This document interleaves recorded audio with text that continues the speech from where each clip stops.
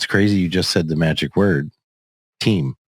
Not one person we've spoken to from the studio takes credit for everything. It's shared. It's like everyone knows and acknowledges, and they seem to really respect the leadership. It trickles down from Scott, and everybody does their part, but it's all part of a team. Nobody's saying me. If one falls, we all fall. Gun shop owner charged with murder and felony assault now cleared. A judge has thrown out the case against William Albright, agreeing it was self-defense when he shot two brothers in a Valley Station parking lot fighting over a gun. Wave 3 News reporter Kayla Vanover has followed this case from the beginning. Even now, a lot of new information has come to the surface.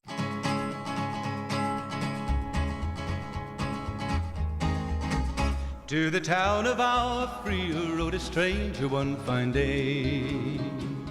Their sister, Amanda Bates, shouted at Albright. No, please do not shoot him. They're both my brothers. Go. Ma'am, listen to me. Where are you at? Oh my God. I'm here over here. Stop. Surveillance footage audio reveals more than one gunshot. And the third time I poked around with the gun, took aim, saw the gun barrel come up, and I fired 3-4 rounds until I saw the threat had stopped. I understand it's a very sad situation. My client didn't know what was going on when he saw that day. He was confronted with a situation that I believe he didn't know there was a good guy and a bad guy involved in that. So we can't really get into those facts. The fact is, Scott Albright's reckless intervention led to the death of a father of three. On July 8, 2015, William Scott Albright was inside his Kentucky firearms store, Hardshell Tactical, when he heard two shots being fired towards the ground by a man, Kyle Pearson, having a drug-induced mental episode. Before that day, according to WLKY News, Kyle's sister, Amanda, claims that he was kicked out of his mother's house for stealing. According to case text, Kyle stole his brother Cameron's gun and entered a drug relapse. At some point, Amanda called Kyle, promising cash and a key to a utility box from Amanda's husband's, Alton's, job. Amanda, Alton Waits, and Cameron drove to a meeting place near the Circle K. Not too far away is working in his shop one William Scott Albright, an aspiring U.S. Army veteran and an ex-Louisville corrections officer. No, Beepo, what do you want as a streamer item, Beepo? What do you want? A pill bottle because I'm hyper. Bottle of Ritalin?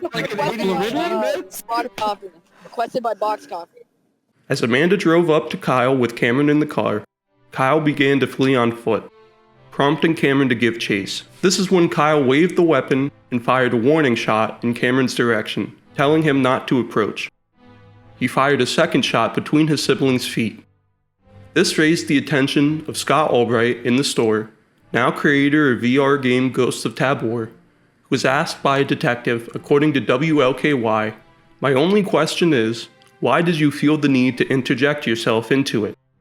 I seen a man with a gun, and I knew there were people around there, and I was worried about someone getting hurt," Albright said. Scott took cover behind a vehicle while Amanda yelled towards him while on the phone with 911, "They are both my brothers. Please do not shoot them." Their sister, Amanda Bates, shouted at Albright. No, please do not shoot him. They're both my brothers. Go. Ma'am, listen to me. Where are you at? Oh my God. I'm here over here. Look.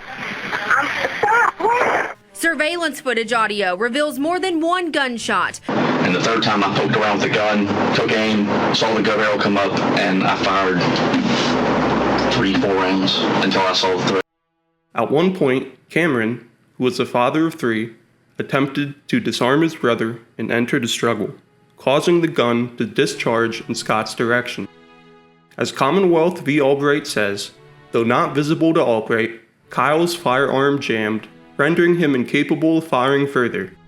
Scott proceeded to fire at least 4 rounds into the brothers, 3 into Cameron and 1 into Kyle.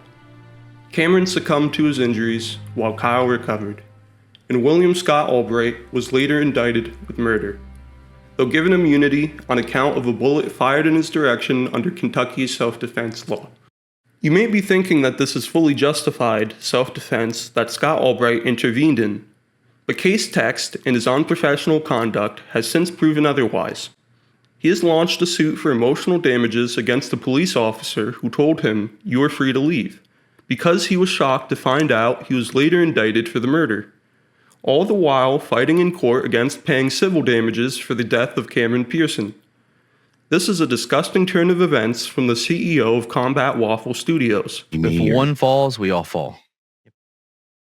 A man who intended to run for public office in Louisville, Kentucky, intervened in this sad mental health episode, elevating the situation as Kyle was purposefully firing warning shots and ultimately taking the life of a father of three, shooting him 3 times. Scott Albright was heavily criticized by the courts and law enforcement for his reckless behavior, causing him and associates to create the page I Stand With Scott Albright, where they would pettily engage in drama over the next 9 years. Scott would flee the state of Kentucky under Attorney General Andy Beshear, which hardly found the standing to give him immunity, and left for Florida, the state of the infamous Trayvon Martin George Zimmerman trial, which acquitted Zimmerman of second-degree murder. While Scott still battles legal issues relating to the killing of Cameron Pearson to this day, he never faced a trial of his own peers. He moved on to his next big project, Ghosts of Kiev. Ghosts of Tabor. Some of whom's employees have never played Tarkov or looter shooters before. And then at some point I met Scott, I'm not sure when, and then he had the idea of making a VREL, which is a VR esport league.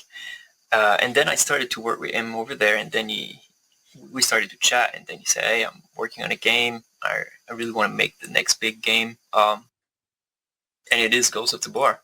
And then I was not familiar with loot shooters. I never played Escape from Tarkov, never played on Showdown, games like that. So he just started to introduce me to that idea that was Ghosts of Tabor. And I kind of got excited because I was like, yeah, it's basically an MMO VR FPS. Like you're always online, always, building your skills in real life, but also getting loot and things like that. So I was... That's when Combat Waffle Studios employee and former Contractors Discord mod Mikhail DeFresny referred me to Scott to talk to him. Scott then spoke to me at length for around 40 minutes, making unprofessional allegations against Lon. As he later argued to me that I came to him, we must remember that my initial request was to ban a QA tester for cheating, as he publicly stated he was interested in doing. Ghosts of Tabor also rolled out the most gangster shit this is the last real, week. This is the real news. With some initiative to, I'll pull up the correct name of it because they gave it a cool name as well. I don't want to do it a disservice and Operation You're something. All, yeah, you're all fucked. Yeah. Yeah. But basically, Ghosts of Tabor came out last week on their Discord and posted in the announcement section that they're rolling out a new anti-cheat system that's going to be integrated in with other VR games. And if you get banned from one, banned from all. You get banned from all to even more discourage people from, cheating. They called it Operation Integrity Sweep. It needs to be done. They're the only ones really pushing it. They're the ones taking the initiative to do it. They're going to make it really easy for others to jump on board. And if it really becomes a situation where, let's say you could have 100 different developers have their game include that, and it's all networked, that if cheat on one, lose it all. Dude, that's fucking awesome. This is not to say that Lon is guilty of the allegations either, as he has never disputed them publicly nor privately, instead resorting to illegal DMCA takedowns. In addition, many other allegations have reached the surface in relation to Lon. Let's now highlight the allegations made in the call in brief fashion. You can find the full call in the description or mirrored on alternative platforms. This time, let's show on screen what we have found over the months relating to Contractors VR, Ghosts of Tabor, and cheats. Play it. Yo! What's up, man? How are you? I'm doing great. How are you? Another beautiful day. Another beautiful day. So, I guess let's start with Lon, right? And VREL. This has nothing to do with Showdown or anything of that. This is just me hating Lon for who he is. Absolutely. Lon, in my eyes, is a deceptive scumbag. And Strive and Lon were banned from VREL because when I was the CEO of VREL, the Contractors League, we had it exclusively, and it was our biggest thing. This is before I stepped away from VREL completely. We had to ban Lon because when you had SKS, Strive, Leftovers, and who's the other one? There was another big team. SKS. UMAD. Man, what's their names? UMAD clan. Mm-hmm. It was UMAD. They did stuff with Apex too, and they did the same thing with Apex. But it started with SKS and UMAD.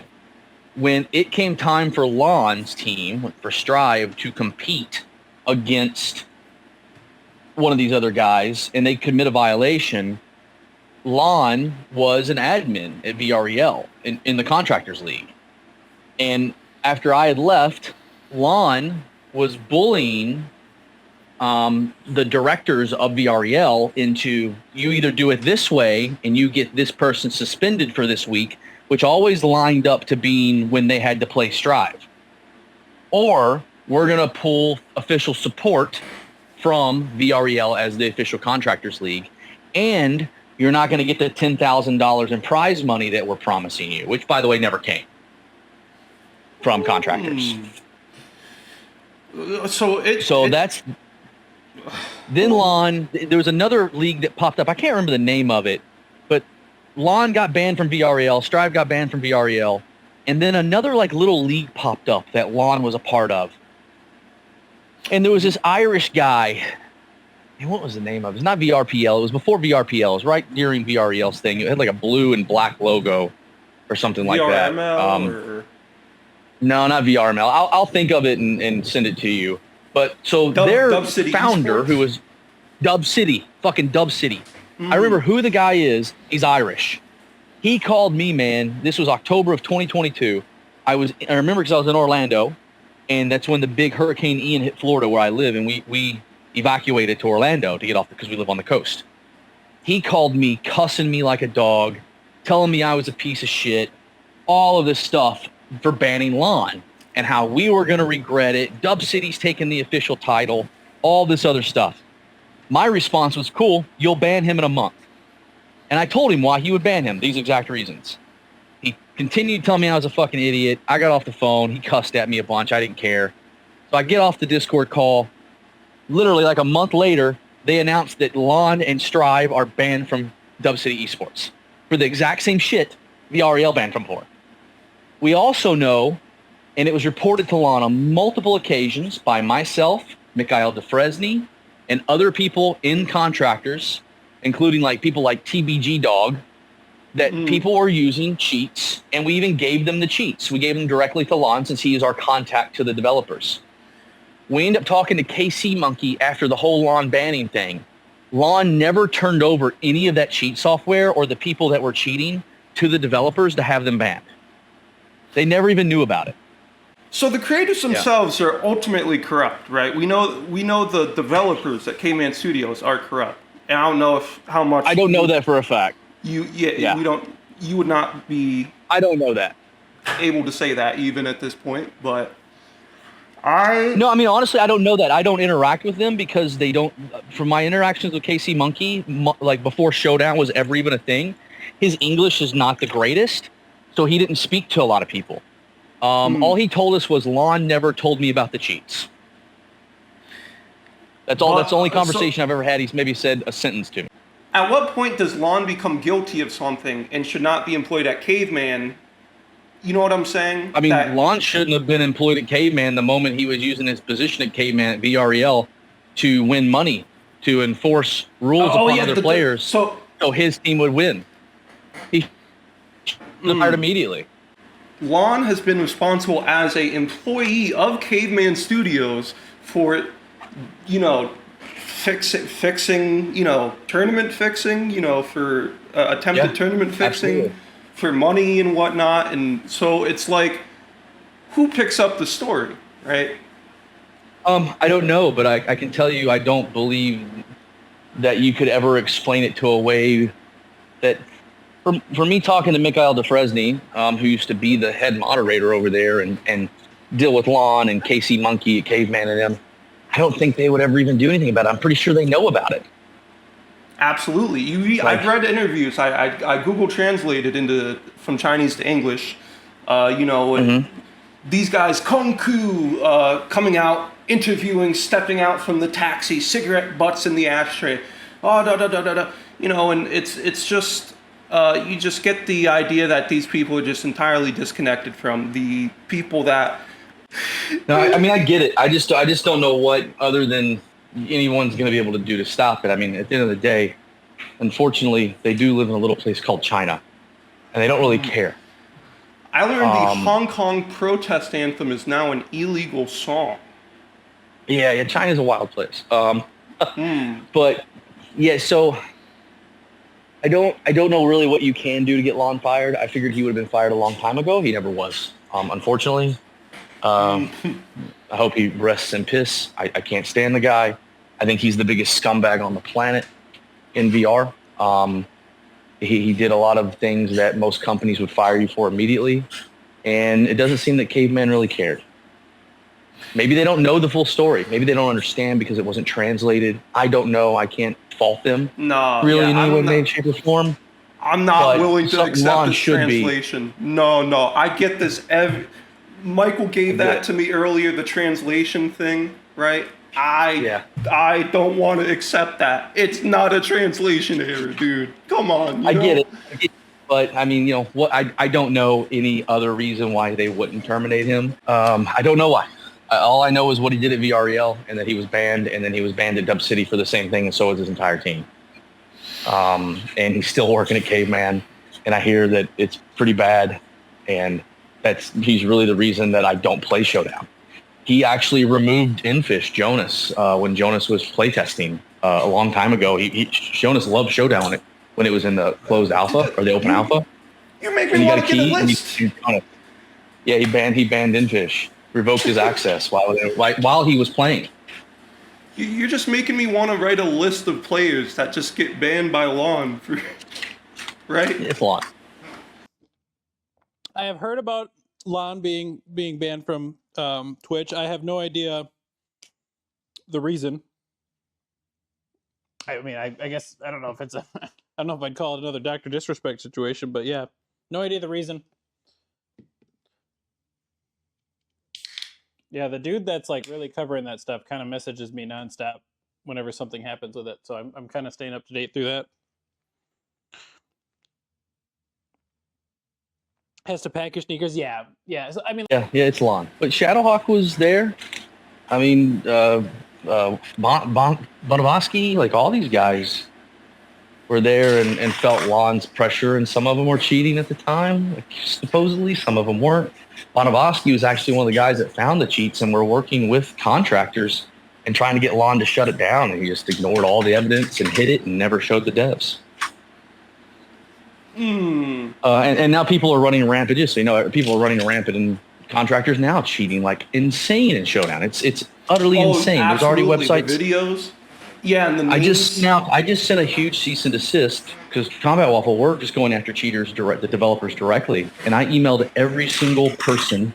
There were 24 games a cheat developer is making cheats for, and I emailed Showdown, no response. I emailed them with my lawyers attached, emailing the cheat developer, threatening legal action. Showdown contractors did not respond. Blink an eye. All the other developers responded, but them. And that includes Team 17. That includes Rust. Includes ARC. I heard back from all of their legal teams going after this guy. Showdown did not respond to anybody, to us at once. So So I one of the people on my team, I guess we'll call it. They would call themselves an ethical hacker, whatever that means. Mm-hmm. And they He's a white hat. Yeah, probably a white hat. And they were talking to me, and they told me the name Wei Han Lu, right, of the founder of Caveman Studios. And I'm sitting there, so at this point, you're telling me enough people are still going to their LinkedIn, still going to like Meta Meta's partners, right, in going and complaining to these people, and it's still not enough for them to change their mind? Like, what is... Yeah, unfortunately, Meta has nothing to do with the company other than it's on their store, and Meta won't invoke anything against them. They're not... Like, with Ghost of Tabor, Meta's a co-publisher. They would step in if there was a problem. But with contractors, they won't. We actually own the trademark to Skill Issue for any clothing and digital merchandise. And we sent it to Meta with a cease and desist because they released that Skill Issue skin. The charm, they did nothing about it. The skin? Yeah, they did nothing about it. They didn't care. Contractors didn't care. We talked to Lon directly. Lon's like, whatever, I don't care. We're in China, sue us. In my opinion, legally, because it's a Chinese company, you can't. If it was a German company, if it was anywhere but China or Iraq or North Korea or one of these communist countries or Russian, you could. But when it comes to those, I have international lawyers. They can't touch them because have you resorted to satire, my friend? No. No. Lon knows where we stand. Casey knows where we stand.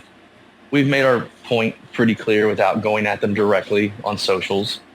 And that's all I can do at this point. But yeah, the only thing every player can do is refund if they want to make a difference. All they can do is refund the game. But I mean, I don't think that'll help either because it's a fun game. It's a fun game. They made a good game. But unfortunately, like regular contractors, as someone that played OG contractors in 2018, I think it'll go the same way it did with that game. And it'll go away for a couple of years and be crap. And then finally need more money, so then they'll update it. This caveman's just sort of development schedule that they do, unfortunately, from a player's perspective and a developer's perspective. So, well, I mean, Apex isn't China, or you mean when? Because they're friends. Lon is Shadow's friend. Lon's not in China. Lon's in Spain. He can be sued. Spain? Lon lives in Spain. He doesn't live in China. España. Lon's not Chinese. You're right. He does have a Spanish name. Yeah, Lon's in Spain. I've met Lon in person at World Expo. Is there any way you think I would be able to apply pressure to perhaps dissuade conferences from hosting Caveman Studios at future conferences? I mean, if you can present a valid case, then yeah. Do you think that there are any expos that would perhaps be upcoming or Gamescom in Germany? Gamescom in Germany. Augmented World Expo in California. World Expo, California. Augmented World Expo. Yep, AWE. Oh yes. Two years ago, Lon did a speech there. Yes, 2 years ago he did a speech there, and he was there because VREL was there with a booth in the play space area, and we had contractors showing live to all the attendees and people playing it live alongside Echo. That's where I met Lon, and that's where he promised VREL $10,000 in prize money directly from the studio, and it never came to fruition. Or maybe he got the money and he just kept it. I don't know what happened to it. It just never made it to VREL. We had always been told that Lon had a cheat, which is why we believe he hid it from the developers. He was already using the cheat that allowed him to adjust people's health on his team or on the game without their knowledge, where it would still show, sort of like a modified cheat engine. We believe that he did have that ability, but we could never prove it. Of course not. There was no way to prove it, right? That we couldn't prove it. But when Stride would play without Lon, they were still good, but they weren't amazing. But when Lon played, they were amazing. You know, it's a very controversial topic to go against such a good game, and two, such a well-known studio that created two good games. And that game is, pretty hot on Meta right now. So I don't know what he'll do. I don't know what anybody would do, but it's a pretty controversial topic that you hold evidence of. Just make sure when you bring it to him, sit down and take a day or two to write it out and approach him with a very well thought out, documented, clear case. I've been told multiple times that Shadow's currently cheating in Showdown, but I don't have any proof of it. I don't know. I don't know that he's exploiting Tabor. If he could, I think that Shadow probably would. Our backend systems check for known exploits and people being able to cheat or do anything like that with our new system that we built, and it's catching people daily. Shadow has not thrown any flags in our system, but I know of Shadow, and if someone violates our EULA and violates our privacy policy, or yes, we have the VRIC that we're currently developing with our own kernel level anti-cheat that is going to be mobile game friendly called Tomahawk. While we have BattleEye, we're developing our own because we feel like we can do it a little bit better. And we can control it and know exactly what we need to do for VR games. And then the VRIC, if I caught Shadowhawk, and he's really good friends with Rips Actual, who works for us as a QA tester. If Shadow was cheating, but if Shadow was doing anything to violate our EULA agreement, I would permanently ban him and every bit of the hardware that he has currently that we can track. And he would never be allowed into Tabor again. That's anybody. I don't care if it's one of the developers themselves on an alt account. They're banned and they're fired. No tolerance, zero. As far as I know, Lon doesn't play our game. If you ever find out Lon does play Tabor, please let me know so I can ban him. But as far as I know, he does not. Not that I could tell you outside of what I know about Lon with VREL and, again, a bunch of speculation. But the only stuff proven fact is his rigging and fixing of tournaments to win money and using his position to do it. I'm here in prison, baby. I think I'm straight, but I don't mind. I think about a sunset or something really not gay all the time. I'm here in prison, baby, but I'm still a virgin in my dreams. And tonight, again, he's raping me.